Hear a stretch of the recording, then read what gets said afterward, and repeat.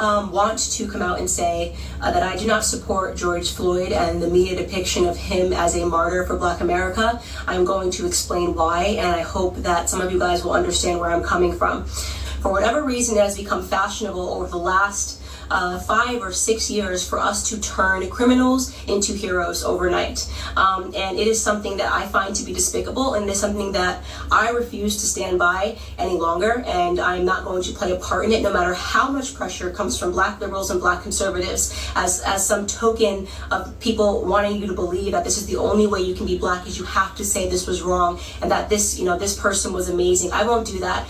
George Floyd was not an amazing person. First and foremost, George Floyd at the time of his arrest was high on fentanyl, and he was high on methamphetamine.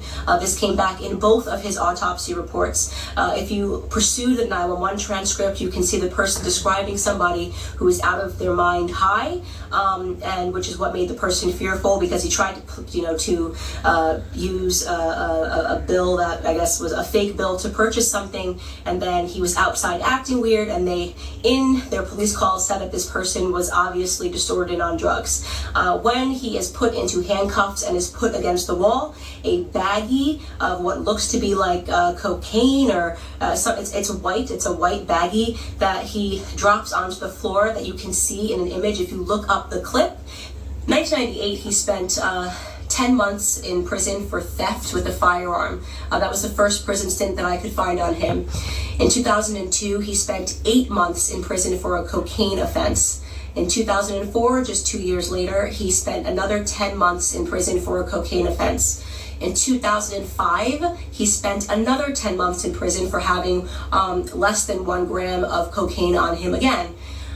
In 2007, and this was the biggest instant that I had that made me realize this was a horrible human being that I am not going to pretend was a good person.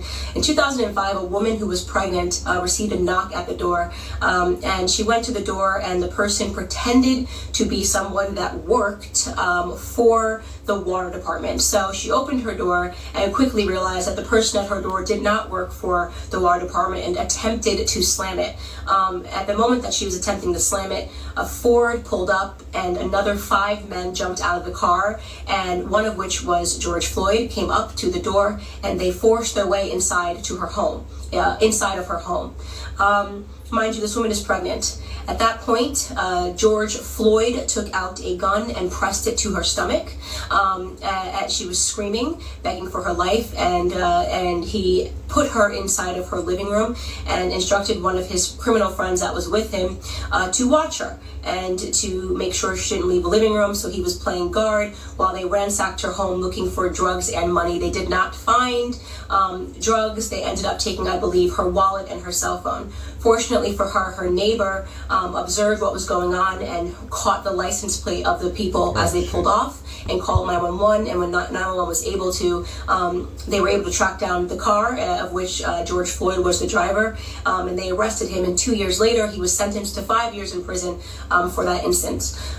George Floyd is not my martyr. He can be yours. That's all I have to say to Black America.